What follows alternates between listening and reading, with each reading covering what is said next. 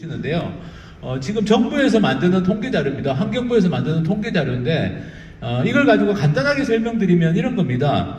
폐기물이라는 게 여기 보신 것처럼 생활 폐기물하고 사업장 폐기물이라는 걸로 나눠집니다. 생활 폐기물은 우리가 가정에서 배출하는 폐기물들, 그리고 소규모로 배출되는 그 식당이나 이런 데 작은 식당 같은 데서 나오는 것도 다 생활 폐기물이고요. 사업장 폐기물은 뭐냐?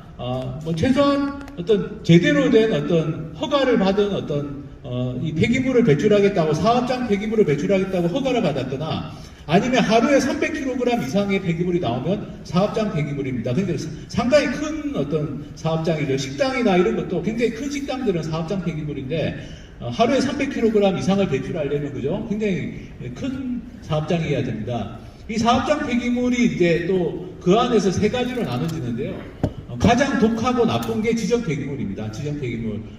폐산, 폐성면, 농가에서도 보면 성면 같은 거 예전에 많이 썼지 않습니까? 그 성면 철거하면 그런 게 다 지정 폐기물이고, 폐산, 폐성면, 이런 아주 유해성이 강한 것들이고요. 그리고 이제 건설 폐기물이 뭔지도 아실 겁니다. 건설 폐기물, 집 부시고 이런 건물 부시면 나오는 것들. 그리고 이제 사업장 일반 폐기물이라는 건 요 두 가지에 해당이 안 되는 걸 다 이제 사업장 일반 폐기물이라고 부릅니다. 지금 여기 곤양면에 들어오려고 하는 것은 이제 지정 폐기물까지도 포함된 걸로 제가 알고 있는데요. 그러니까 유해성이 가장 강한 게 지정 폐기물입니다. 그러면 우리나라에서 나오는 폐기물 중에 양은 어떻게 되느냐? 제일 위에 있는 요거만 보시면 되는데요. 지금 여기 제가 파란색으로 표시한 게 뭐냐면은 생활 폐기물입니다. 그리고 요 밑에 있는 거 뭐냐면은 사업장에서 나오는 거지만 그래도 생활 폐기물하고 비슷한 거, 크게 다르지 않은 거.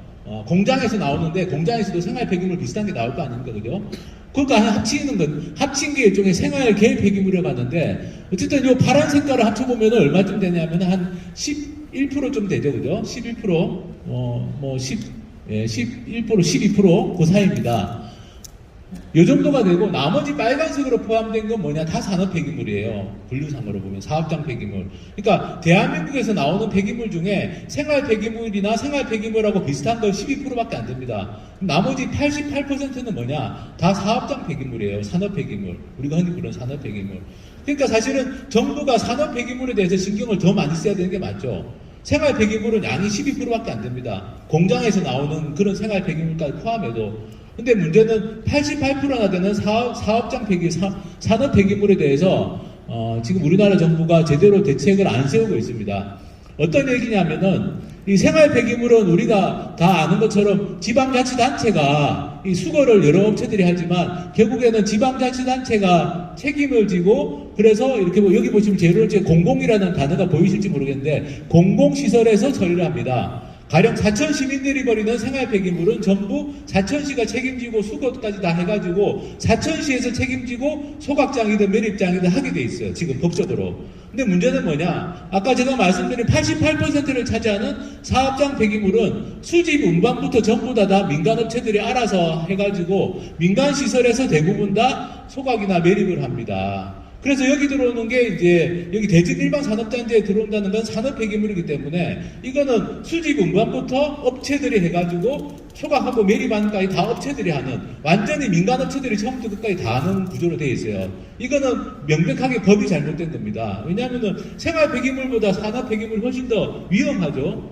유해합니다. 유해한데 왜 유해한 것들은 그냥 민간에 다 알아서 하라고 하고 생활 폐기물은 지자체가 책임지는데 왜 유해성이 강한 것은 알아서 다 처리하도록 하느냐? 이게 이제 이게 문제의 근본 원인입니다. 왜 이 대진 일반 산업단지에 SK그룹이나 이런 민간 기업들이 왜 산업 폐기물을 이렇게 하려고 하느냐? 그게 가능하냐? 지금 현재 법이 민간 업체들이 알아서 하도록 다 맡겨놨기 때문에 이런 일도 벌어지는 거라고 볼 수 있습니다. 네. 그리고 이제 우리나라에서 폐기물 업체들이 많아요. 여기 폐기물 차량들 많이 다니는 거 많이 보실 겁니다. 그런데 이렇게 다니는 여러 폐기물 업체 중에 수집 운반 업체라고 하는 거는 전국에 8,000개 이상이 있습니다.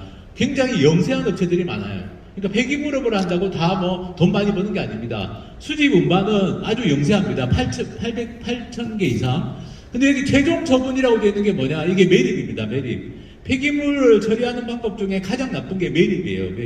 매립. 땅에 묻는 거. 땅에 묻으면 이거는 환경오염, 토양오염, 수질오염에다가 이게 수십 년, 수백 년까지도 그 영향이 갈 수 있기 때문에 가장 나쁜 거죠. 근데 이 최종 처분, 매립을 하는 업체 숫자는 지금 전국에 54개밖에 안 됩니다. 그리고 여기 중간 처분이라고 되는 게 뭐냐? 이게 소각이에요, 소각. 소각은 217개 정도. 그러니까 최종 매립이나 소각은 여기 보시는 것처럼 수직 운반하는 업체들에 비해서 숫자가 굉장히 적습니다. 적고 인허가 받기가 쉽지 않죠. 왜 인허가 받기 쉽지 않겠습니까? 당연히 지역 주민들이 전국 어디에나 지금 매립장이나 소각장 들어오는 건 다 싫어합니다. 막상 들어와서 피해를 본 지역들도 있고 그러다 보니까 매립장, 소각장은 다 반대입니다. 산업 폐기물은. 생활 폐기물은 우리 지역에서 나오는 건 우리 지역에서 처리를 해야 되니까 어쩔 수 없다고 치더라도 왜 산업 폐기물을 우리 지역에 매립을 해야 되느냐, 소각해야 되느냐, 그건 누구나 다 싫어할 수밖에 없습니다. 반대가 심하고 그래서 인허가를 받기가 쉽지 않는데 문제는 뭐냐, 인허가만 받으면 보시는 것처럼 숫자가 적기 때문에 인허가만 받으면 이거는 노다지 장사가 되는 거예요. 황금알을 낳는 거리가 되는 겁니다. 그래서 어떻게든 인허가를 받으려고 혈안이 돼 있어요, 지금 업체들은. 왜냐하면은 인허가만 받으면 어마어마한 이득을 벌고 있습니다. 제가 이게 어느 정도 이익을 버는지를 제가 사례를 가지고 설명을 드릴게요. 이거 충북 충주에 에코비트 그린이라고 하는 업체가 하나 있습니다. 이 업체가 지금 매립장을 하고 있는데요. 근데 여기 보시면 1650억 원의 매출을 올렸습니다. 2017년부터 2022년까지. 근데 그 중에 973억이 단기 순이익이었어요. 매출액의 58% 정도가 순이익입니다. 여기 계시는 분들 중에 사업 해보신 분들 있으실 텐데요. 사업을 하는데 100원짜리 팔면 58원이 순이익이에요. 비용이 40 얼마밖에 안 들고. 이런 장사가 어디 있습니까? 우리나라 대기업들이 하는 장사 중에 이렇게 순이익을 많이 낼 수 있는 장사는 없어요, 현재. 그러니까 보시는 것처럼 100원의 매출을 올리면 58원이 순이익입니다. 그래서 이 업체 같은 경우는 출자를 자본금을 주주들이 20억을 출자를 했는데요. 지금까지 현금 배당을 가져간 것만 822억을 가져갔습니다. 20억 출자해가지고 822억을 현금 배당금을 챙겼어요. 40배 이상을 챙겼습니다. 근데 아직 매립이 안 끝났기 때문에 앞으로 더 챙길 겁니다. 이 정도로 어마어마한 돈을 가져가는 게 이 산업폐기물 매립장이라는 시설이에요. 그러니까 이거 인허가만 받으면 이 정도 돈을 번다고 생각하면 인허가 받으려고 혈안이 되지 않겠습니까? 그죠? 이게 지금 우리나라 현실이고요. 이 충주에 있는 이 업체는 에코비트 그린이라고 하면 이게 도대체 무슨 업체인지 궁금하실 수 있는데 태연그룹 하고 외국의 사모펀드 중에 KKR이라는 세계 3대 사모펀드가 있습니다. 세계 3대 사모펀드 중에 하나가 우리나라에 들어와가지고 대기업하고 손을 잡고 지금 이런 일을 하고 있어요. 매립장 일을. 대기업이 뭔가 국가에 도움이 되고 사회에 도움이 되는 일에서 돈을 버는 게 아니라 산업 폐기물 땅에 묻어가지고 그걸로 돈 벌겠다고 하는 게 지금 우리나라 현실입니다. 그것도 외국계 사모펀드하고 손을 잡아서 그런 현실이고요. 태연그룹 이 2등이고 1등은 어디냐? 1등은 지금 SK입니다. 여기 지금 대진 일반산업단지 추진하는 SK가 지금 우리나라 폐기물 산업계의 1등이 됐어요. 1등이 된 배경은 뭐냐? 돈 된다는 소문을 듣고 SK가 공격적으로 여기에 뛰어들었습니다. 그래서 어마어마한 돈을 주고 기존에 있던 매립장, 소각장을 다 사들였어요. 최근 몇 년 동안. 그리고 여기저기서 인허가를 받으려고 지금 시도를 하고 있는 겁니다. 그 중에 하나가 이제 여기 지금 대진 일반산업단지고요. 이게 최근에 SK가 작년입니다. 작년에 JA 그린이라는 폐기물 업체를 1,900억 원을 주고 샀어요. JA 그린이 충청북도에서 매립장한 업체입니다. 매립장 업체 하나를 1,925억을 주고 샀습니다. SK가. 기존에 있던 매립장이죠. 그러니까 이게 얼마나 막대한 이권 사업인지를 알 수 있죠. 그러면 반대로 생각해서 SK가 지금 여기 대진에서 하려고 하는 이유가 뭐겠습니까? 자기들이 기존 걸 사는데 1,900억 주고 샀는데 여기에다가 인허가 하나 받으면 여기에서 1,900억 벌 수 있는 거예요. 그렇죠? 기존의 업체를 자기들 1,900억이나 주고 살 정도면 여기에 인허가 받으면 그보다 더 벌 수도 있다고 생각하겠죠. 그래서 지금 이런 일을 벌이고 있는 겁니다. 지금 제가 도와드리고 있는 여러 지역들 중에 이 산업폐기물 매립장 때문에 도와드리는 여러 지역들 중에 SK하고 관련된 데만 제가 보여드릴게요. 지금 충북의 계산이라는 지역이 있습니다. 계산의 사리면이라고 있는데 여기에 지금 재작년부터 SK하고 지역 건설업체가 손을 잡고 산업단지하고 산업폐기물 매립장을 패키지로 추진하고 있습니다. 그래도 여기 대진보다 나은 거예요. 그래도 산업단지를 만들긴 만들고 그 안에 일부 땅을 산업 폐기물 매립장을 하겠다 이렇게 지금 추진을 하고 있다가 주민들이 반대해가지고 보시면 저 반대해가지고 군수가 이걸 찬성했는데 군수 거의 쫓아내는 지경까지 가가지고 작년 지방선거 때 그 군수가 낙선했습니다. 낙선했고 그래서 지금은 이 사업은 거의 백지화 되는 단계로 들어섰어요. 이 계산에서 이 사업은 이것도 SK 근데 이거는 여기보다 대전 산업단지 사례보다는 나은 겁니다. 그래도 산업단지를 만들고 그 땅의 일부만 매립장을 하겠다는 건데 여기는 그게 아니라 통째로 다 그냥 폐기물 단지를 만들겠다는 거니까 여기 대진이 더 나쁜 사례라고 할 수 있는데 어쨌든 계산에서도 이런 일이 있고요. 제가 충남 홍성에 사는데 홍성에 가까운데 예산이 있습니다. 예산. 사과로 유명하죠. 예산. 예산에도 지금 SK가 산업단지하고 산업폐기물 매립장을 패키지로 추진하고 있어요. 산업단지 하면서 그 안에 매립장을 하겠다. 근데 사실은 산업단지로 벌어들일 수 있는 돈은 매립장에 비하면 얼마 안 됩니다. 저나 이제 여기 지역 주민들은 의심하는 건 이거 매립장 때문에 하는 거다. 산업단지에서 벌어들이는 돈은 몇백억 수준입니다. 잘 돼도. 분양해가지고 땅 다 분양해도. 근데 매립장은 수천억대 이권 사업이거든요. 그러니까 이거는 배보다 배꼽이 더 큰 상태예요. 그러니까 예산 여기도 이제 SK가 추진하는 건데 이것도 뭐 매립장. 여기도 보면 이름이 그린 컴플렉스입니다. 그린 컴플렉스. 말도 안 되는 거죠. 땅에다 폐기물 묻고 그걸로 돈 벌겠다고 하면서 무슨 그린이라는 말을 쓰는 게 녹색, 그죠? 말이 안 되는 이야기입니다. 그리고 최근에 저한테 또 찾아오신 사례가 경기도 화성에 보면 제부도라고 혹시 아시는지 모르겠습니다. 제부도라고 섬이 있죠. 유명한 관광지죠. 제부도 바로 옆에 산업단지가 하나 있는데 그 산업단지 안에 폐기물 매립장용으로 땅이 하나 있습니다. 작은 땅인데 그 땅을 SK가 최근에 사들였어요. 그래가지고 그 땅을 한 지하 40m까지 파고 폐기물을 매립하려고 해서 지금 거기 주민들도 반대하고 있습니다. 보통 우리가 뭐 산업 폐기물 매립장이라고 하면 이게 도대체 어떤 시설인지 주민들이 좀 궁금해 하시는데요. 일단 요즘에는 굉장히 땅을 깊이 팝니다. 지하를 한 40m, 50m까지 보통 팝니다. 왜냐하면은 땅덩어리 면적은 정해져 있지 않습니까? 땅 면적은 정해져 있는데 거기에 최대한 많은 폐기물을 묻어야지 돈이 더 많이 벌리는 거죠. 최대한 많은 폐기물을 제한된 땅 면적 안에 많이 묻는 방법은 간단합니다. 지하를 깊이 파는 거죠. 그래서 요즘에는 보통 지하를 한 40m, 50m까지 파는 걸로 계획을 짭니다. 그리고 지상 한 15m까지 폐기물 언덕을 올리는 거예요. 총 합치면 한 55m 정도를 폐기물을 쌓는 겁니다. 매립이라는 게 무슨 복잡한 기술이 있는 게 아니에요. 그냥 폐기물 갖다 묻고 그 위에 흙 뿌리고 또 폐기물 묻고 흙 뿌리고 이런 식으로 하는 겁니다. 그리고 제일 마지막 흙 좀 듣는 건데 겉보기에는 별로 문제가 없는 것처럼 보여도 그 지하 수십 미터에 있는 폐기물이 그게 과연 안전하다라고 우리가 할 수 있냐라는 거죠. 지금 이제 여기 경기도 화성이 제가 제부도 앞바다에 하나 새로 추진한다고 말씀드렸는데 화성은 기존에 세 군데의 폐기물 매립장이 있습니다. 이게 폐기물 매립장이 하나가 들어오면 가까이에 붙어서 또 하나가 들어오고요. 여기 송산면이라는데 요 옆에가 이제 바로 제부도입니다. 지금 새로 하나 추진되는 거 이런 게 있고요. 지금 우리나라의 폐기물 매립장 중에 가장 오래된 매립장이 여기 화성의 우정업 주곡리라는 데입니다. 여기가 가장 오래된 매립장 중에 하나고요. 여기가 지정 폐기물, 아까 말씀드린 유해성이 강한 지정 폐기물을 매립했던 곳입니다. 근데 여기가 87년에서 97년까지 매립하다가 중단이 됐어요. 왜 중단이 됐느냐? 사고가 나가지고 여기 폐기물이 바다로 쓸려 내려가고, 여기 바닷가거든요. 바다로 쓸려 내려가서 바다에서 난리가 났겠죠, 당연히 그 오염된 폐기물, 독한 지정 폐기물이 바다로 쓸려 내려갔으니 난리가 난 겁니다. 그래서 97년에 매립이 중단이 된 거예요. 어민들이 막 반대하고 주민들이 반대해가지고 매립을 중단해가지고 지금까지 이게 방치가 되어 있습니다. 그 다음에 어떻게 한 게 아니고 97년 이후에 지금까지 그냥 방치되어 있어요. 이걸 어떻게 해야 될지 모르는 겁니다. 독한 지정 폐기물을 매립하다가 사고가 나서 멈췄는데 이걸 치울 방법이 없지 않습니까? 치우려면 다 끄집어내야 되는데 여기는 40m까지 판 건 아니고 한 10m, 15m까지 팠던 옛날에는 그렇게 깊이 안 팠거든요. 근데 그래도 이걸 어떻게 처리할 방법이 없어서 지금 20년 이상 이걸 방치되어 있는 상태고요. 지금은 이걸 하겠다고 하던 업체들이 다 부도가 나서 화성시가 이걸 매입해가지고 관리하고 있는 상황입니다. 답이 없어가지고 지금도 그냥 이렇게 관리만 하고 있는 상황인데요.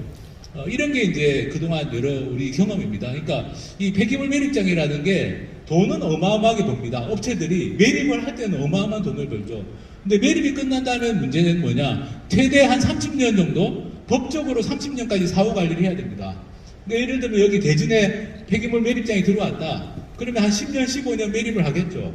그럼 그걸로 끝나는 게 아니라 법적으로 사후 관리를 해야 되는 게 30년인데 독한 치정 폐기물은 전문가들도 100년 이상 해야 될 수 있다는 얘기를 합니다. 그러니까 이게 매립이 끝난다고 끝나는 게 아니라 그때부터가 더 문제인 거예요. 매립하고 나서 사후 관리를 수십 년 이상 해야 되는데 업체들은 매립을 할 때는 돈을 법니다만 매립이 끝나면 돈이 안 들어오거든요. 매립장은 매립할 때만 돈을 버는 거예요. 그 다음에는 사후 관리 비용만 들어갑니다. 그러면 업체들이 과연 내가 돈 다 벌었는데 30년 이상, 40년 이상 이걸 제대로 관리할 수 있겠느냐라는 문제가 있습니다. 그동안 관리가 안 된다는 게 여러 가지 경험으로 우리가 알고 있고요. 그리고 이제 피해는 결국 지역 주민들이 보는 거죠. 매립장 한번 들어와가지고 말씀드린 것처럼 매립할 때가 문제가 아니라 매립이 끝나도 문제인데 이게서 혹시라도 사고가 나면 당연히 이건 뭐 지역에 엄청난 피해가 되는 것이고, 그리고 사후 관리는 말씀드린 것처럼 업체들이 부도 나거나 나자빠지면 결국에는 국가나 지자체가 세금으로 사후 관리하는 수밖에 없습니다. 제가 지금 말씀드린 게 제가 그냥 지어낸 이야기가 아니고요. 지금까지 있었던 일들입니다. 제가 지금까지 산업 폐기물 매립장 관련해서 있었던 일들을 그냥 요약해서 말씀드리면 이겁니다. 인근 지하수로 오염물질이 유출됐다. 최근에 실제로 있었던 일이고요. 그리고 에어돔이라는 걸 씌운다고 선전하는데 에어돔이 붕괴된 사례는 숱하게 있습니다. 숱하게 있고, 그리고 해안가 같은 경우는 매립장의 제방이 붕괴되는 경우, 아까 주동리 말씀드렸지만 그런 사례들도 있었고, 사후 관리가 안 되는 이런 사례들 제가 그냥 대표적인 사례만 몇 가지 더 말씀을 드리겠습니다. 지금 당진에, 충남 당진에 현대제철이 있습니다. 현대제철 안에 매립장이 있어요. 현대제철 자가 매립장이라고 있는데 여기에서 재작년에 시안이라고 하는 물질이 이 매립장 옆에 있는 지하수에서 검출이 됐습니다. 근데 이 시안이라는 건 맹독성 물질이에요. 화학 같은 거 공부하신 분들은 찾아보시면, 인터넷 찾아보시면 나옵니다. 시안은 맹독성 물질입니다. 나와서는 안 되는 물질이 지하수에서 나왔는데 처음에 현대제철에서는 이게 우리 매립장에서 나온 게 아닐 수도 있다 이렇게 주장했는데 나중에 확인해 보니까 매립장에서 흘러나온 거예요. 근데 여기 현대제철 매립장 매립이 끝난 것도 아닙니다. 아직도 매립을 하고 있는 중에 샌 거예요. 쉽게 말해서. 이 매립장이라는 건 아까 말씀드린 것처럼 지하를 깊이 파기 때문에 차수시설, 물을 차단하고 이렇게 당연히 바깥으로 새어나오면 안 되니까 이렇게 방지 공사를 다 하는데 그 공사를 했는데 그게 잘못됐는지 새어나온 거예요. 지하수로. 아직 매립이 끝난 것도 아닌데. 그래서 이걸 지금 처리 방법을, 해결 방법이 없습니다. 해결하려면 다 파내고 다시 공사를 해야 되는데 말씀드린 것처럼 지하에 어마어마하게 독한 폐기물들을 묻어놨는데 그걸 다 파내고 파낸 걸 어떻게 할 겁니까? 그 지금 현대제철이 내놓은 대책은 뭐냐? 옆에 제2 매립장을 하나 더 해주면 우리가 거기다 옮기고 공사를 하겠다라는 거예요. 그러면 또 하나가 더 생기는 거죠.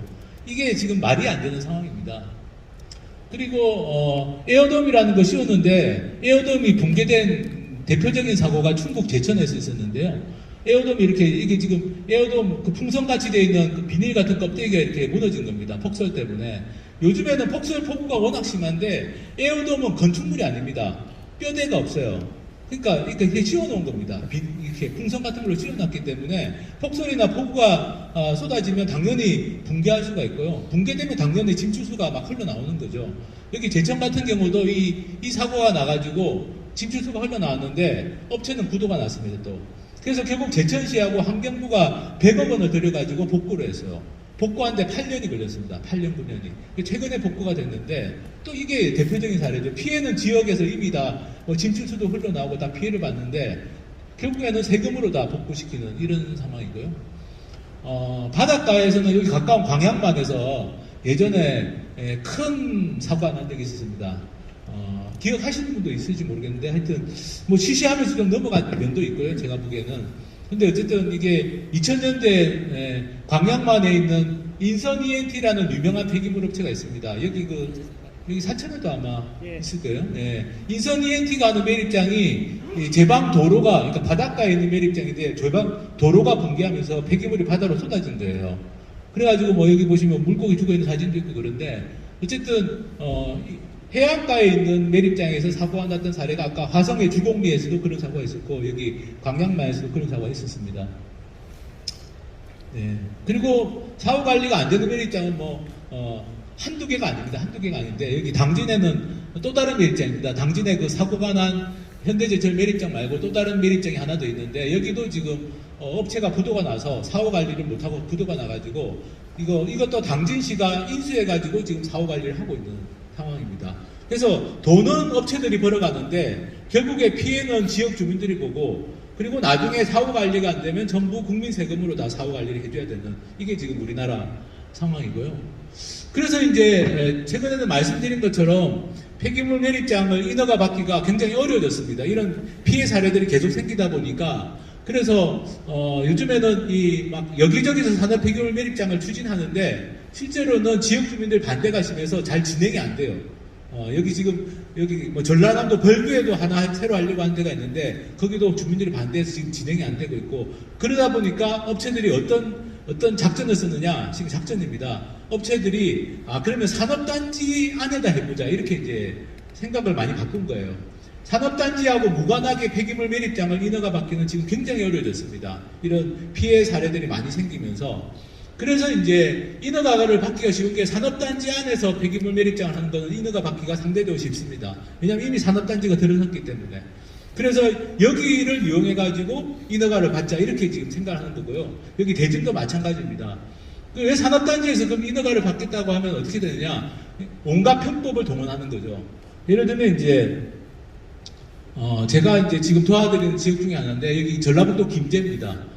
김제인데 여기는 원래 이 지평선 산업단지라고 김제가 지평선이잖아요. 지평선 산업단지라고 그 안에 한 10몇만 톤 정도 매립하는 걸로 이렇게 계획이 있었어요. 원래 산업단지를 만들 때 여기는 산업단지를 만들 때 폐기물 매립장 부지가 있긴 있었습니다. 대지는 아예 그게 없었지만 근데 여기는 한 10몇만 톤 정도 매립하는 부지를 원래 확보해 놨던 거예요. 그러니까 이 산업단지 안에서 나오는 것만 매립하는 걸로 원래는 계획을 했겠죠.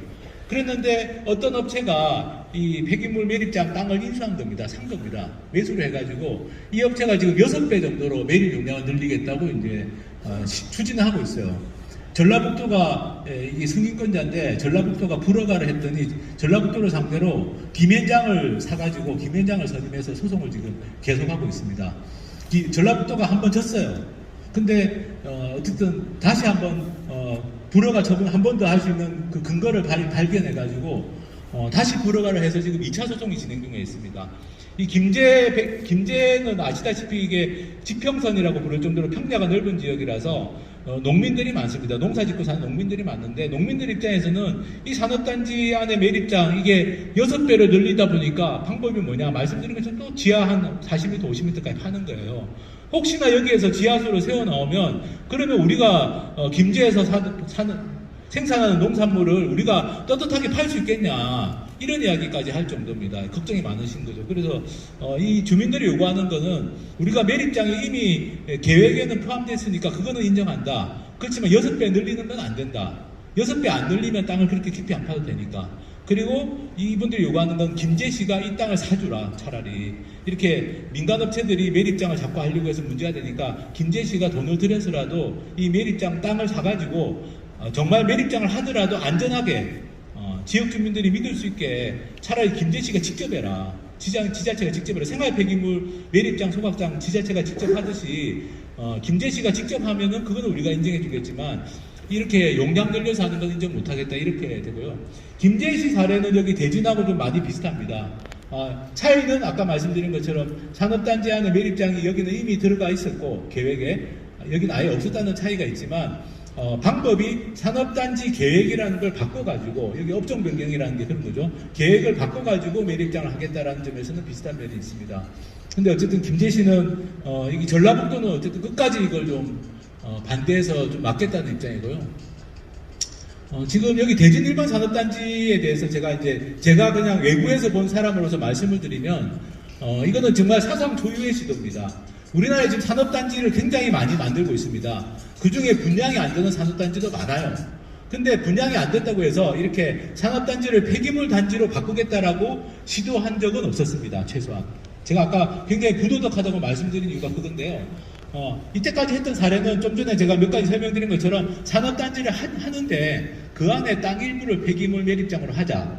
또는 뭐 이미 매립장 부지가 있으니까 그걸 좀 땅을 더 깊이 파서 좀 우리가 좀 더 매립을 좀 더 많이 하겠다. 용량을 늘리겠다. 이런 시도는 있었는데 그것도 지금 다 지자체가 불허하거나 해서 소송하고 있다는 말씀을 드렸는데요. 근데 이것처럼 지금 대진 1번 산업단지는 아예 그냥 이건 산업단지가 아니라 이건 그냥 폐기물 단지로 그냥 통째로 다 바꾸겠다라는 건 이건 사상 초유의 시도입니다. 이거는 그야말로 정말 대기업이나 이런 기업들에게 엄청난 특혜입니다. 그냥 최소 1,000억, 2,000억짜리 이권 사업이에요. 이걸 바꾸기만 하면. 근데 사실 왜 이 광포만의 아름다운 자연과 사천에 사는 이 곤양 서포면 주민들의 생활상 이익이 침해될 게 분명하지 않습니까? 생활 환경상의 이익이라는 게 침해될 게 분명한데 대기업이 1,000억, 2,000억 벌게 해주려고 왜 자연을 파괴하고 지역 주민들에게 피해를 주냐 이 말이죠. 폐기물 매립장이나 소각장이 들어서면 일단 대형 트럭들이 그냥 계속 왔다 갔다 해야 됩니다. 왜냐면 폐기물을 싣고 실어 와야 되니까 전국 폐기물을 다 실어 올 수 있습니다. 생활 폐기물은 지역 제한이 있습니다. 사천 폐기물은 사천에서 처리하고 이런 지역 제한이 있는데 산업 폐기물은 그 지역 제한이 아예 없습니다. 그러니까 울산에서 실어 오고 뭐 서울, 경기도에서도 실어 올 수 있는 게 산업 폐기물 매립장이에요. 그러면 그 폐기물들을 실은 트럭들이 매립하는 동안 소각하는 동안은 계속 왔다 갔다 하겠죠. 그죠? 그리고 그 폐기물에서 나오는 운반 과정에서도 많은 이제 유해 물질들이 나올 우려가 있고 사고 같은 게 나면 또 당연히 큰 사고가 날 수도 있고 이런 우려가 있고 그리고 말씀드린 것처럼 어쨌든 이 매립장이라는 것 자체가 요즘에는 워낙 지하를 깊게 파고 매립하기 때문에 매립하는 중이나 매립이 끝난 다음에 이게 어떤 수질오염이나 이런 게 지하소염으로 이어질 가능성 또 만약에 아까 보신 것처럼 해안에 그죠 해안에 이렇게 만들었다가 만약에 사고가 나면 폭우가 쏟아지든지 태풍이 오든지 해가지고 사고가 나서 만약에 바다로 유출이 되면 이거는 폐기물이 바다로 쏟아지는 상황이 된다면 침출수가 쏟아지는 상황이 된다면 이건 주변에 있는 주민들 입장에서는 도저히 이건 받아들일 수가 없는 거죠. 지금 제가 오면서 이제 서류를 찾아보니까 원래 이 산업단지에는 자기들이 명시해놨습니다. 전기장비 제조업, 기타 기계장비 제조업, 기타 운송장비 제조업 이렇게 업종이 정해져 있었고 제가 좀 더 자료를 찾아보니까 위그선 이렇게 배가 이렇게 바다 위에 떠서 다니는 배 같은 거 그거 한다고 했더라고요. 처음에 행정에 서류를 넣은 서류들을 보니까 환경영향 평가할 때 넣은 서류들을 보니까 다 이런 업종을 한다고 했는데 이제 이런 업종이 돈이 안 되니까 지금 돈이 더 되는 폐기물로 바꾸겠다는 거 아닙니까? 그럼 그 바꾸는 거는 지금 그야말로 대기업들이 1,000억, 2,000억 그 이상이 될지도 모르죠. 그런 이득을 얻겠다는 것밖에 안 됩니다. 제가 이제 여기 지도를 뽑아본 건데요. 여기 위치 자체가 여기는 절대로 이거는 폐기물 매립장이나 소각장이나 들어서서는 안 되는 곳입니다. 이건 웬만한 사람들한테는 보여주면 다 그런 생각할 겁니다.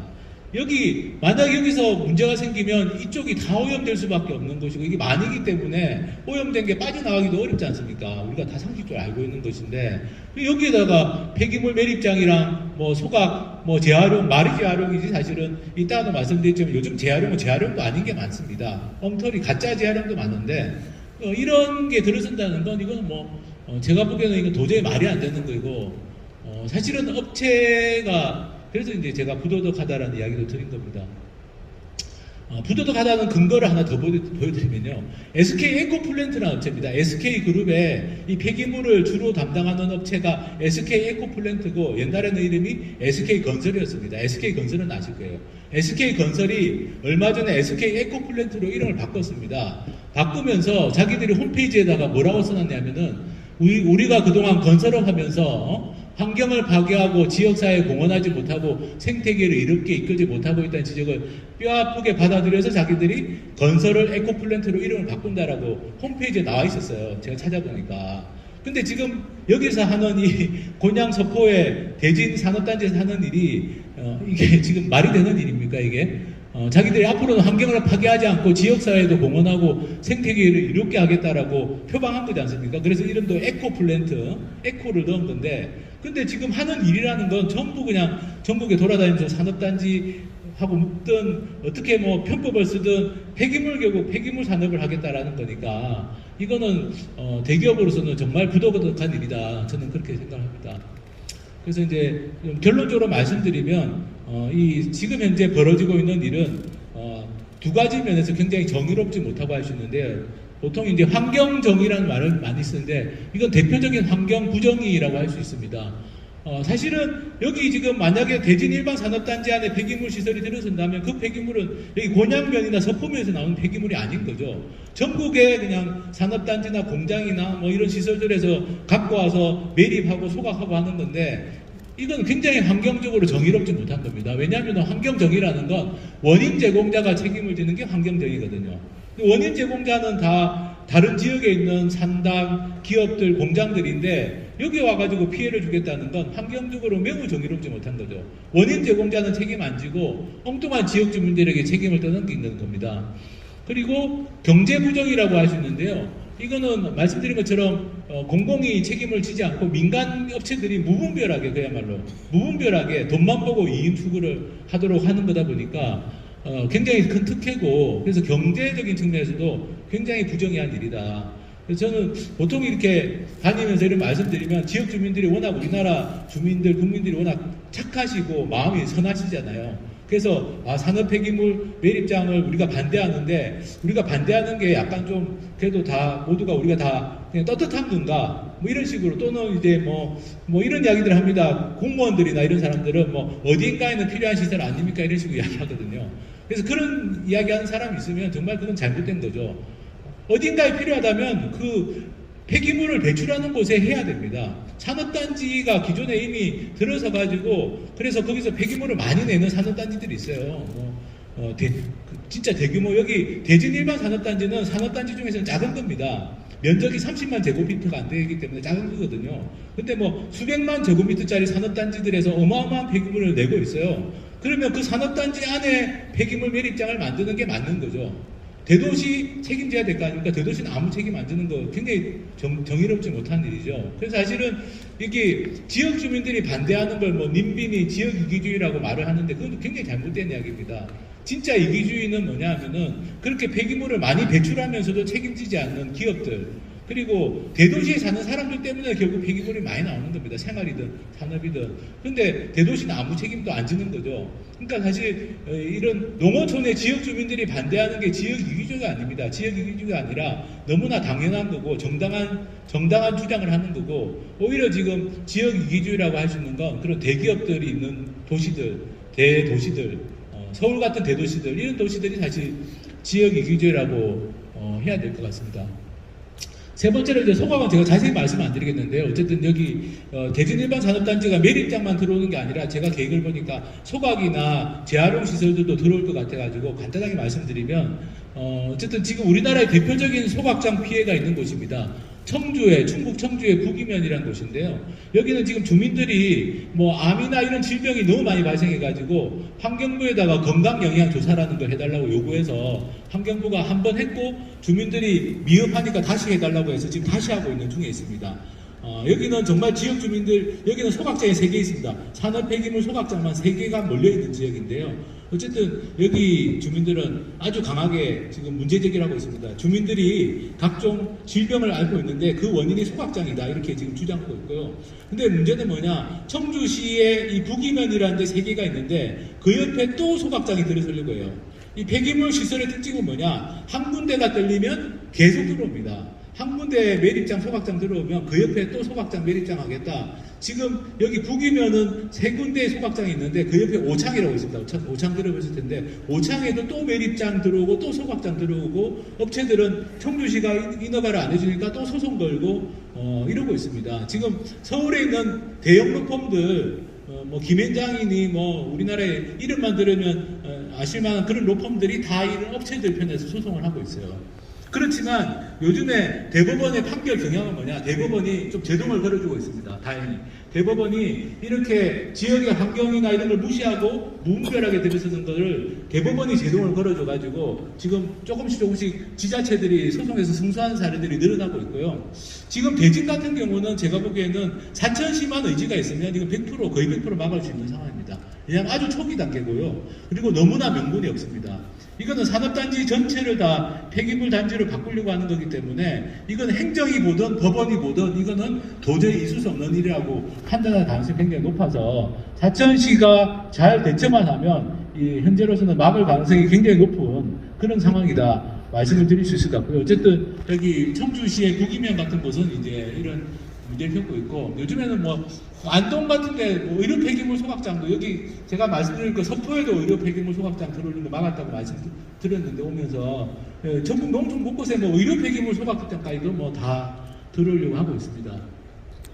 재활용 부분 말씀드리면요, 혹시 재활용 업체가 들어온다는 얘기를 할 수도 있는데 재활용이 아닙니다.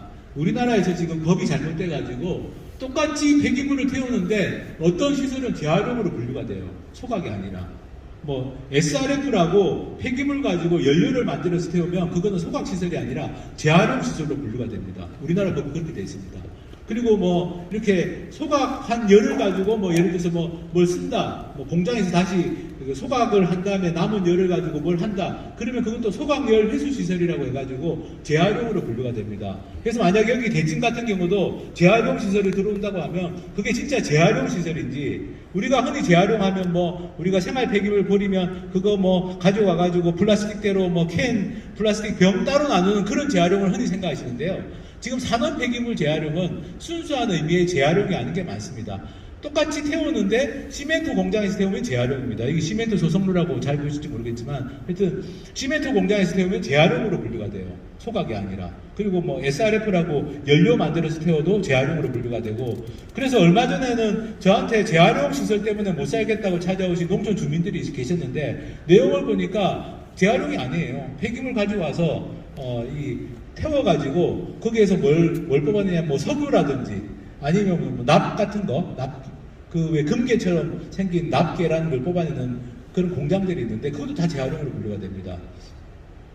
제가 도와드리는 지역 중에 최근에 한 군데 영주인데, 영주가 이제 말씀드린 것처럼 자동차 배터리를 가지고 와가지고 폐배터리를 가지고 와서 거기에서 납을 뽑아내는 공장인데 이게 굉장히 유해 물질이 많이 나오더라고요, 제가 보니까. 근데 이런 것도 다 재활용으로 분류가 돼가지고, 그래서 이제 경북 영주의 주민들이 반대 운동을 하고 있는데, 그래서 여기 대진도 이제 아마 앞으로 업체가 뭐 예를 들면 이렇게 나올 수도 있습니다. 매립 용량을 좀 줄이겠다, 뭐 소각을 뭐 어떻게 하겠다, 뭐 재활용 업체가 들어온다, 이런 이야기를 하더라도 재활용이 아닌 재활용이 많기 때문에 그런 것도 잘 유념하실 필요가 있습니다. 제가 여기 사천에 자주 오지는 못하기 때문에 온 김에 이제 몇 가지 그런 좀 가능성을 말씀드리는데요. 그래서 지금 국가적으로 이제 지금 말씀드린 것처럼 이제 어쨌든 대진 일반 산업단지 요건은 무조건 이거는 지역 주민들이 반대하는 게 정당합니다. 정당하고, 그리고 사천시가 행정을 잘 처리해가지고 이거는 반드시 못 들어오게 막을 필요가 있고요. 그리고 지금까지 우리가 숱한 매립장, 소각장 소송을 거치면서 쌓은 노하우는 뭐냐면은 사천시가 행정 처분을 마지막에 해야 될 겁니다. 만약 업체가 끝까지 포기 안 하고 추진하면 그럼 사천시가 불허가 처분이죠. 불허가 처분을 해야 되는데, 불허가 처분할 때 사유를 굉장히 상세하고 구체적으로 적으면 그만큼 업체가 소송을 하더라도 이길 가능성이 높아집니다. 그동안 우리가 그런 경험을 많이 했기 때문에. 그래서 그런 부분들만 좀 사천시가 행정만 잘하면 이거는 현 단계에서 더 이상 추진이 안 되도록 막을 수가 있다. 너무 걱정을 하셔야 되지만 너무 많이 하실 필요는 없고, 그냥 자신감을 가지고 주민들이 요구할 건 요구하고, 특히 사천시가 제대로 행정 처리를 하도록 끝까지 좀 잘 지켜보시는 게 중요할 것 같습니다. 그리고 이제 좀 국가적인 차원에서 이런 문제가 더 이상 안 생기게 만들려면 이런 지금 곤양 사포처럼 이런 일이 전국 곳곳에서 일어나고 있기 때문에 이런 일이 안 생기려면 어떻게 해야 될지만 간단하게 말씀드리면요. 지금 폐기물을 어쨌든 줄여야 됩니다. 양을 줄여야 되는데 우리나라는 지금 산업 폐기물은 양을 줄일 필요가 없습니다. 많이 많으면 많이 나올수록 업체들은 돈을 더 많이 버니까. 업체들 입장에서는 폐기물이 많으면 많을수록 좋아요. 많이 태우고 많이 매립해야지 돈을 많이 벌기 때문에. 그래서 우리나라에서 폐기물을 줄이자 정부가 홍보를 하는데 산업 폐기물을 줄이자는 홍보를 안 합니다. 다 민간업체들이 처리하니까. 그래서 산업 폐기물부터 줄여야 된다, 오히려. 그리고 말씀드린 것처럼 생활 폐기물은 지자체가 책임지는데 산업 폐기물은 민간이 그냥 알아서 하게 되는데 국가가 책임져야 됩니다. 국가가 책임지는 방법이 뭐가 있느냐? 우리나라에 아마 여기 주민들 처음 보시는 법일 텐데 공공폐자원 시설법이라는 법이 2021년에 만들어졌어요. 하도 우리나라에 불법 폐기물 문제가 많다 보니까 이런 법이 만들어졌습니다. 이 법은 뭐냐? 공공에서, 그야말로 앞으로는 민간 기업이 아니라 공공에서 폐기물을 매립하고 소각하는 걸 하겠다. 근데 문제는 뭐냐면 이거 시범적으로 하겠다라고 되어 있어요. 지금 법 자체가 시범적으로 하겠다.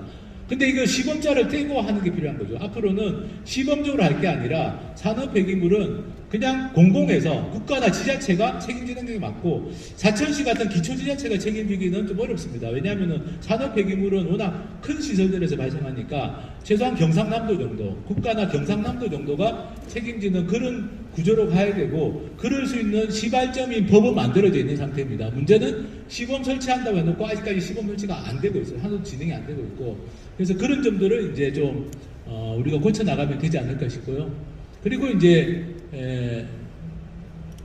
마지막으로 말씀드릴 거는, 산업 폐기물은 지금 말씀드린 것처럼 전국 폐기물을 다 가지고 올 수가 있습니다. 한 군데에 있는 걸 받으면. 그래서 그것도 좀 이동을 못하게 하자. 최소한 경상남도에서 발생한 폐기물은 경상남도의 산업단지 안에 지금 폐기물 매립장들이 있습니다. 그러면 그런 어떤 산업단지 안에 폐기물 매립장을 이용해가지고 경상남도 안에서 처리해야지, 지금 전국 폐기물이 다 이동하다 보니까 민간 기업들이 더 이제 돈 벌려고 지금 기승을 부리고 있어서요. 이런 부분도 좀 필요하고, 그리고 이제 하나 더 알아놓으셔야 될 거는, 이게 반대할 때도 굉장히 중요한 논리적 근거가 되는데요.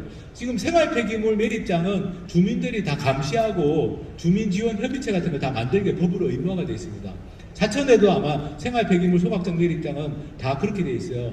그리고 생활 폐기물 매립장 소각장은 입지를 선정할 때에도 다 공모 절차를 거치고 입지 선정위원회에서 선정하는 심사를 해야 됩니다. 그런데 산업 폐기물 시설은 그런 게 하나도 없습니다. 그래서 그냥 업체들이 돌아다니면서 우리가 여기다가 매립장 하겠다, 소각장 하겠다 하면 거기가 그냥 후보지가 되는 거예요. 말도 안 되는 일이죠.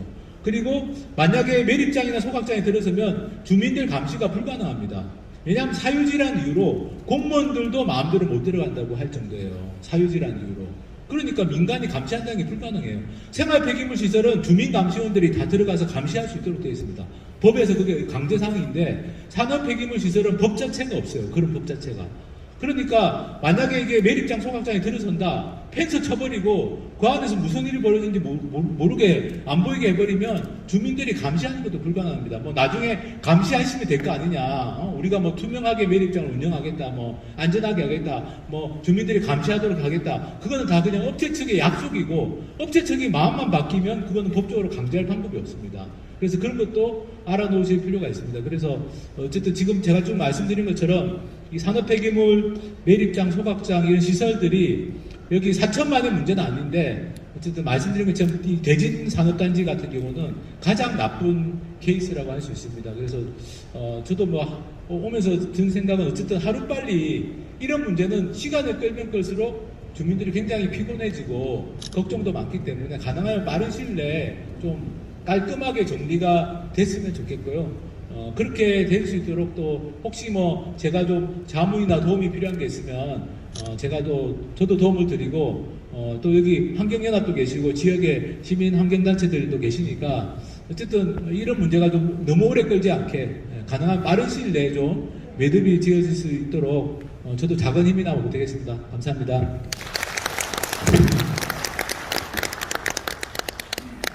네네. 폐기물 속에는 지정 폐기물, 산업 폐기물, 일반 폐기물로 분류되어 있는데, 네.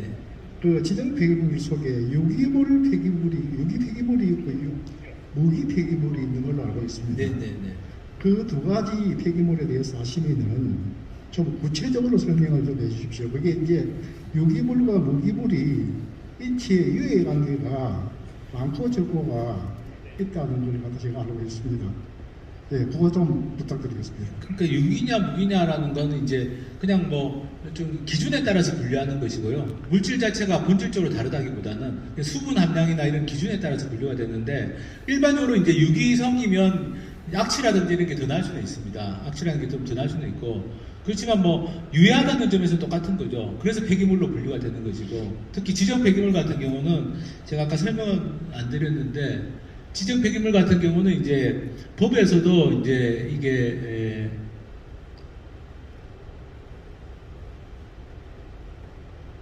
우리나라 폐기물관리법인데요. 폐기물관리법 보면 이제 지정 폐기물이라는 것 자체는 사업장 폐기물 중에서 폐유, 폐산 등 주변 환경을 오염시킬 수 있거나 인체에 위험을 줄 수 있는 해로운 물질을 이렇게 이제 개념적으로 그렇게 되어 있습니다.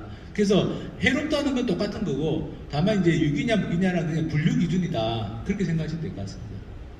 예, 제가 왜 이 질문을 드리느냐 하면은요, 제가 어저께 집에 있으니까 그 산다는 폐기물 업체 이걸 추진하는 추진위원회에서 홍보물이 하나 왔더라고요. 네네.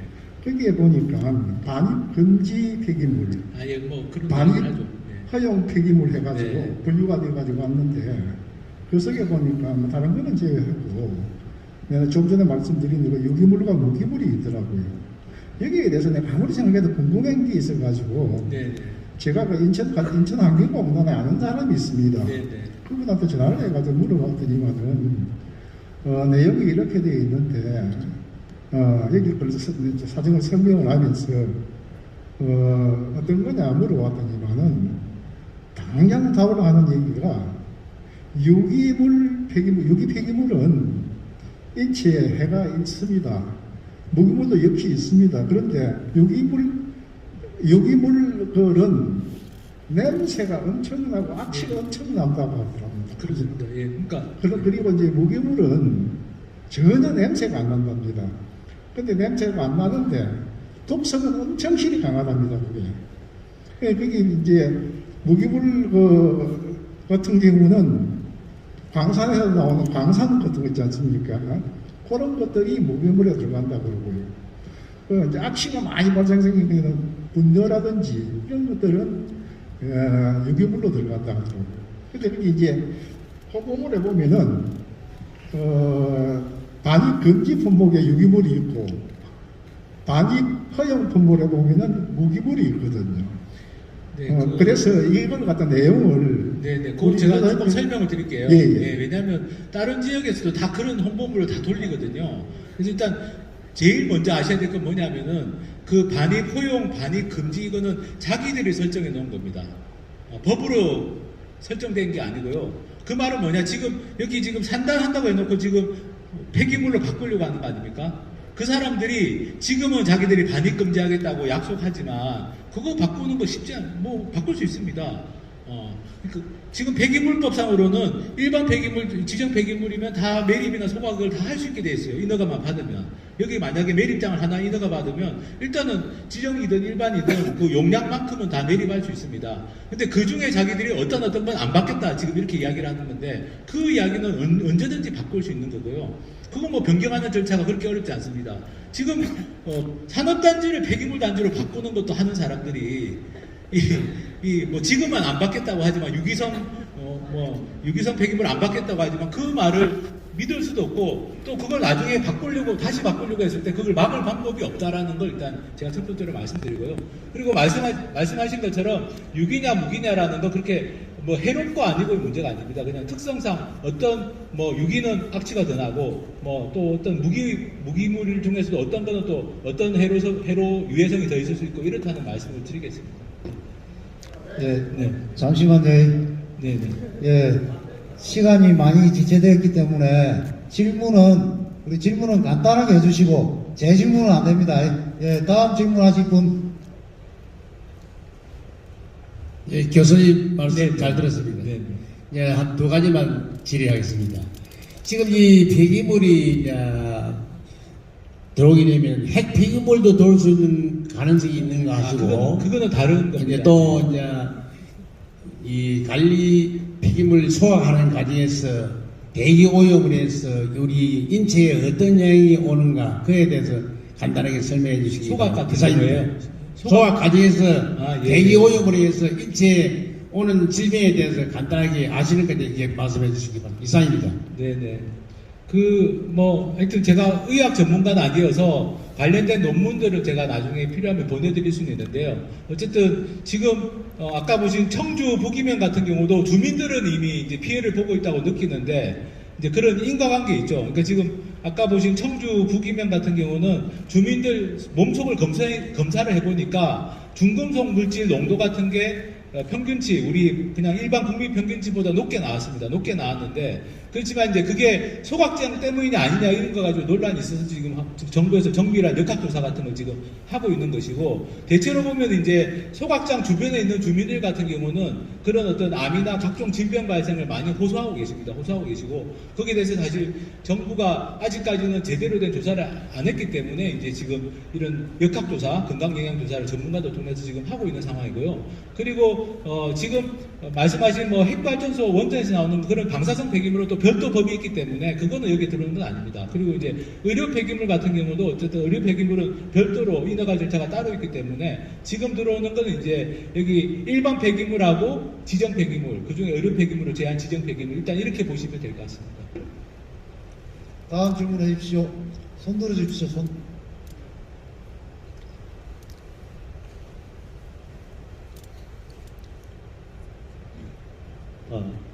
좋은 강의 감사드립니다.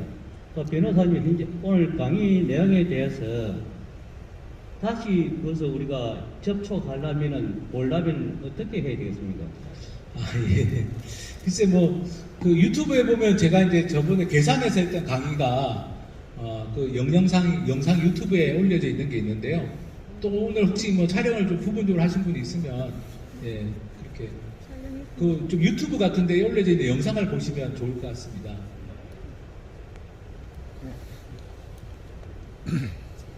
예, 강의 잘 들었습니다.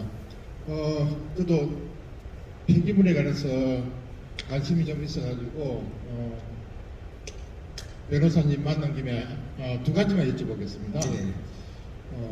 초등학교가 예를 들어가지고 1km 이내에 폐기물 업체가 들어왔을 경우에 어떤 법적으로 위반이 되는 부분들 하나하고 네.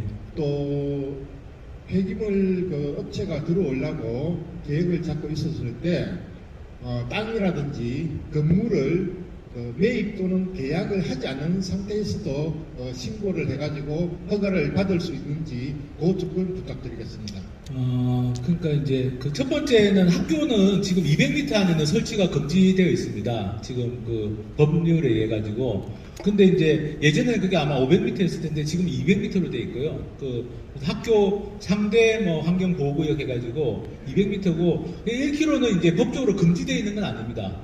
그렇지만 이제 이게 뭐냐면은 아까 말씀드린 어떤 산업단지 계획을 지금 변경해야 되는 거죠. 지금 업체가 밟으려고 하는 절차가 산업단지 계획을 변경하려고 하는 건데 그 변경을 할지 말지는 사천시장이 재량권이 있습니다. 법적인 재량권. 그러니까 사천시장이 산업단지 계획 승인권자이기 때문에 사천시장에게 재량권이 있고요. 그 재량권을 행사할 때는 가까이에 민가가 얼마나 있는지, 학교가 얼마나 떨어져 있는지 이런 것들이 다 재량권을 행사할 때 그 근거가 됩니다. 가령 사천시장이 이 산업단지 업종 변경 계획을 불승인한다, 불허가한다. 불허가하는 근거로는 뭐 학교가 가까이 있고 민가가 가까이 있고 이런 것들이 이제 다 불허가의 근거가 될 수 있고요. 왜냐하면 어쨌든 폐기물 시설이 들어오면 유해물질이 나오는 건 분명합니다. 업체는 적게 나온다는 거지 안 나온다고는 말할 수가 없어요. 유해물질이 나오고 그게 대기로도 나올 수 있고 사고가 나면 사고 위험도 제로는 아니니까 그래서 항상 위험이 존재하기 때문에 근데 이제 그런 위험이 있기 때문에 그런 사천시장 같은 이제 승인권자는 그런 걸 감안해서 이제 불성립 불허가를 할 수 있습니다. 그래서 1km면은 법적으로 금지되어 있는 거리는 아니고 그렇지만 이제 충분히 사천시장이 결정을 할 때 그런 걸 감안해서 결정할 수 있는 재량권 행사의 근거는 충분히 된다 이렇게 말씀드릴 수 있을 것 같습니다. 그래서 일단 그렇게죠. 예. 두 번째가 뭐였죠? 손 들어 주십시오.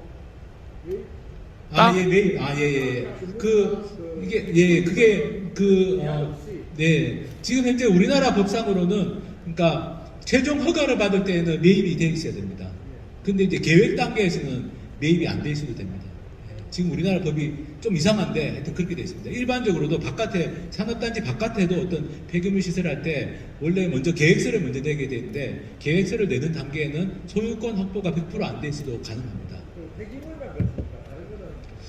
뭐 사업의 종류에 따라 다 다릅니다. 어떤 거는 이제 어떤 소유권까지 확보된 상태에서 해야 되는 것도 있는데, 근데 폐기물 쪽이 좀 약간 뭐 허술한 면이 있습니다. 그래서 계획만 가지고도 이제 절차가 시작될 수 있는 그런 어떤 좀 허점이 있습니다.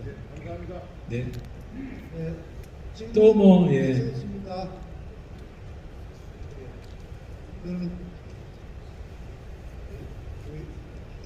네. 변호사님 마무리 발언 해주시면 아, 저 뒤에 한 분 더. 네. 안녕하십니까. 어제 업체 측에서는 서류를 주기로는 네. 업체 측에서는 주민투표 쪽으로 자꾸 몰아가려고 하던데 아, 네. 주민투표 관련해서 진행 절차가 궁금하고 네. 주민투표가 쓸 경우에는 제가 봤을 때 상당히 불리해질 거라고 생각이 듭니다. 기존에는 지금 많은 어르신들께서 반대 지금 강의도 듣고 반대하려고 한다고 저는 생각이 들지만 그 업체 측에서는 SK라는 대기업이기 때문에 충분히 돈적으로 충분히 저희를 압도할 수 있다고 생각되기 때문에 주민투표를 가지 않아야 된다고 생각합니다. 그래서 주민투표 진행 절차가 궁금합니다. 예. 주민투표는 이제 주민투표법이라는 법에 의해서 하는 게 있고, 그냥 약간 임의처럼 할 수도 있습니다. 근데 이제 주민투표법에 따라서 하려면, 여기 이제 사천시 전체를 대상으로 원래 해야 되는데, 그게 아니라 이제 여기 같은 경우 지금 뭐 곤양면 아마 서포면 이렇게 좀 나눠가지고 그죠? 요 해당 지역만 하겠다 이렇게 나올 수가 있어요. 업체가. 말씀하신 우려가 이제 그런 건데, 근데 어쨌든 그 주민투표에 붙이는 건 시장 권한이고 또 일정한 경우에는 사천시의회 동의도 필요합니다. 그러니까 함부로 할 수 있는 건 아니고요. 뭐 업체가 할 수 있는 건 아닙니다. 업체가 할 수 있는 건 아니고 사천시장이나 시의회의 결정이 필요하고, 근데 이제 제가 조금 이제 그 구역을 말씀드린 이유는 이 문제가 그렇다고 해서 또 곤양면하고 서포면만 관련된 문제냐 이렇게 또, 왜냐하면 이게 주민투표라는 게 원래는 사천시 전체를 상대로 하는 게 원칙인데 이제 그 해당 지역에만 영향이 있는, 영향권이 제한되는 사안은 이제 그 해당 지역만 할 수도 있거든요. 근데 이제 지금 아까 보신 것처럼 여기가 과연 여기에 폐기물 매립장이 들어섰을 때 이 영향권이라는 걸 어떻게 볼 거냐라는 문제가 있어요. 얘는 바다가 바로 옆에 있지 않습니까? 만약에 여기서 무슨 문제가 생기면은 이쪽까지도, 그리고 더 밑으로 가면 뭐 남해도 상선도인데, 그러면 이 영향권을 어떻게 볼 거냐라는 문제가 있거든요. 근데 이걸 단순히 곤양면, 서포면만 할 거냐, 또는 거기 뭐 몇 개만만 할 수 있는 그런 문제는 저는 좀 아닐 수 있다. 그래서 이거는 주민투표로 가기에는 이 영향권이라든가 이런 것들이 굉장히 애매하고, 그리고 사실은 주민투표로 간다는 건 주민 갈등을 더 키우는 겁니다. 이 문제 자체를 둘러싼 갈등은. 그래서 말씀하신 것처럼 저도 이거는 주민투표로 결정할 사안은 아니지 않는가. 투표 실시구역을 결정하기도 어려울 뿐만 아니라 이게 그렇지 않습니까? 이 시설에 들어왔을 때 영향이, 아까 말씀드린 것처럼 매립장 같은 경우는 뭐 사후 관리만 30년인데 매립이 끝난 다음에 이걸 갖다가 지금 있는 주민들이 그냥 투표로 결정할 수 있는 문제냐 이런 것까지 생각하면은 제가 생각에는 주민투표는 지금 바람직한 방법은 아니지 않는가 싶습니다. 예, 마지막으로